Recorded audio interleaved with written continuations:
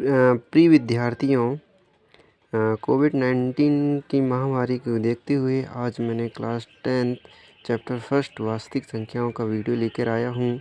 आपको पसंद आए तो सब्सक्राइब और बेल आइकन ज़रूर दबाएं। आई होप, मुझे विश्वास है कि ये वीडियो ज़रूर पसंद आएगा। पहला चैप्टर है वास्तविक संख्याएँ। वास्तविक संख्याएँ क्या होती है? Real number. तो वे सभी संख्याएँ या तो परिमेय या तो फिर अपरिमेय संख्या हो, वास्तविक संख्याएँ कहलाती हैं। जैसे एग्जाम्पल के लिए करनी 5, करनी 2, 3/4 - 1/2, 5/7। मतलब करनी 5 और करनी 2 ये अपरिमेय संख्या है और 3/4 परिमेय संख्या। तो कहा गया जाता है कि वे संख्याएँ या तो परिमेय हो या अपरिमेय हो, तो क्या कहलाती है? वास्तविक संख्याएँ कहलाती हैं। अब फिर सहभाज्य। सहभाज्य को मतलब को प्राइम नंबर। यदि दो प्राकृत संख्याएं का उभयनिष्ठ गुणनखंड का महत्तम समवर्तक 1 हो तो वे संख्याएं सहभाज्य संख्याएं कहलाती हैं। सहभाज्य का मतलब क्या होता है कि सह मतलब कम, अभाज्य। अभाज्य संख्या मतलब जो स्वयं 1 से विभाज्य हो, अभाज्य संख्या कहलाती है। तो फिर से एक बार और देखेंगे कि सहभाज्य संख्या क्या कहलाती है। यदि दो प्राकृत संख्याओं का उभयनिष्ठ गुणनखंड का महत्तम समवर्तक 1 हो तो वे संख्याएं सह अभाज्य संख्या कहलाती है। मतलब यहाँ पर दो प्राकृत संख्याएं होंगी। ये दो प्राकृत संख्याएं होंगी और ये दो प्राकृत संख्याएं जैसे एग्जाम्पल के लिए 2 और 3। तो 2 का गुणनखंड 2 × 1 होगा, 3 का होगा 3 × 1। यदि हम इनका महत्तम समवर्तक लें तो इनका उभयनिष्ठ गुणनखंड क्या होगा? 1 आएगा। क्या आएगा? 1 आएगा। इसी प्रकार प्राकृत संख्याएँ। प्राकृत संख्या को हम नेचुरल नंबर बोलते हैं और प्राकृत संख्या कहाँ से स्टार्ट होती है? 1, 2, 3, 4, 5, 6 डेड से स्टार्ट होती है, प्राकृत संख्याएँ कहलाती है। फिर इसके बाद आपका आ गया अभाज्य संख्याएँ। अभाज्य संख्या मतलब प्राइम नंबर। तो क्या होती है प्राइम नंबर? वे संख्याएं जो स्वयं 1 से विभाज्य हो, अभाज्य संख्या कहलाती है, या अतिरिक्त 1 के अलावा किसी से विभाज्य न हो, अभाज्य संख्या कहलाती है। एग्जाम्पल के लिए आ जाएगा जैसे 2 खुद से विभाज्य, 3, 5, 7, 11। ये स्वयं 1 से डिवाइड होगी, नहीं तो खुद से डिवाइड होगी, अभाज्य संख्या कहलाती है। फिर इसके बाद नोट कर लेंगे कि LCM कोई भी संख्या AB × HCF बराबर होता है A × B। यदि हम किसी भी LCM की दो संख्याओं का गुणनफल और HCF की दो संख्याओं का गुणनफल लेंगे तो A × B होगा। अब इसके बाद आता है परिमेय संख्या। परिमेय संख्या को हम रोटेशनल नंबर बोलते हैं। तो परिमेय संख्या क्या होती है? वे सभी संख्याएं जिन्हें हमें P/Q के रूप में व्यक्त किया जा सकता है क्या कहलाती है? परिमेय संख्या। अर्थात के लिए P/Q जहाँ Q is not equal to 0। इसका अर्थ ये है कि Q जो 0 के बराबर नहीं होना चाहिए और Q is belongs to I। क्या होता है इसका मतलब? होता है, हिंदी में बोल सकते हैं कि Q अवयव होगा I का। कि I क्या होता है? I इंटीजर होता है और इंटीजर मीन्स हिंदी में पूर्णांक संख्या, और पूर्णांक संख्या प्लस माइनस के रूप में होती है। तो Q के जितने भी जो मान होंगे वो I के अंदर होंगे। समझ आए कि पूर्णांक संख्या क्या होती है? पूर्णांक I इंटीजर होता है जो प्लस माइनस के रूप में होते हैं, कि जो Q के जो मान होंगे वो I के होंगे।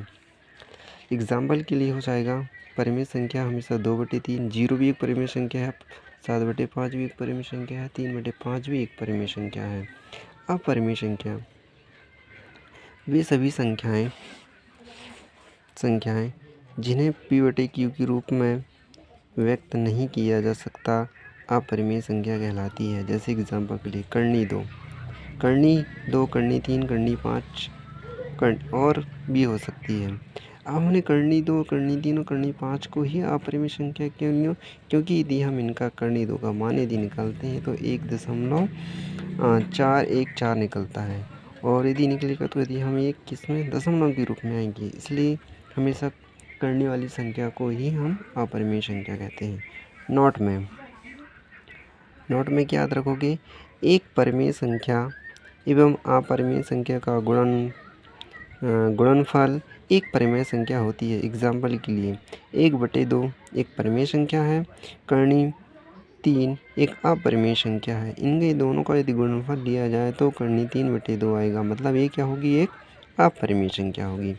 फिर सेकंड, 2 अपरिमेय संख्याओं का गुणनफल एक परिमेय संख्या होता है। करनी 2 मल्टीप्लाई करनी 2 इक्वल टू कितना जाएगा, 2। जैसे करनी से करनी क्या हट जाएगी तो और हट जाएगी, मतलब कितना जाएगा, 2। या ऐसा बोल सकते हैं कि गुणा करोगे करनी के साथ करनी तो 4 आएगा, और 4 का वर्ग कितना होता है, 2।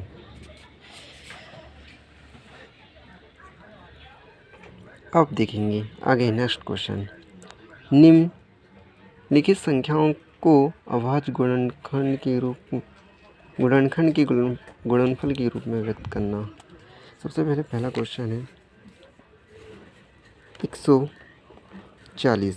तो 140 का यदि क्या निकालें, अभाज्य गुणनखंड यदि निकालेंगे तो पहले क्या आएगा, देख लें सबसे पहले कि 140 का अभाज्य गुणनखंड क्या होता है। तो अब क्या होगा, इसमें पहले 2 से चला जाएगा, ठीक है। तो 2 सत्ते 14, 0 की 0 आएगी।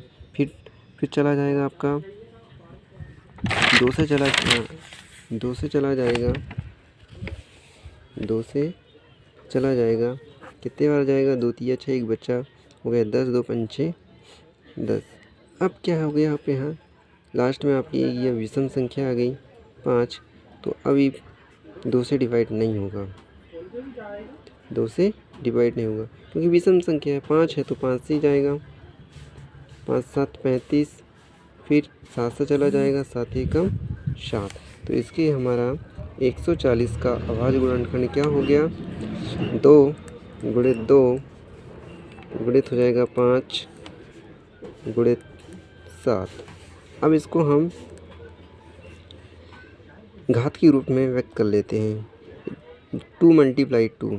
तो घातें क्या हो जाएंगी, छूट जाएंगी, 2 की घात 2, 5 एक ही है तो 5 की घात 1, 7 एक ही है तो 7 की घात 1, ठीक है। फिर नेक्स्ट क्वेश्चन है 156। 156 का भी हम क्या करना है, अभाज्य गुणनखंड। तो अभाज्य गुणनखंड क्या होगा, 156 का अभाज्य गुणनखंड निकालेंगे। ये लास्ट में ये चला जाएगा 2 से, 2 सत्ते 14, 2 अट्ठे 16। फिर 2 से चला जाएगा, 2 से चला जाएगा, 2 3 6 बचा 1, 2 9 18। अब नहीं जाएगा क्योंकि लास्ट में विषम संख्या आएगी तो 3 से जाएगा, 3 एकम 3, 3 3 9, 13 एकम 13।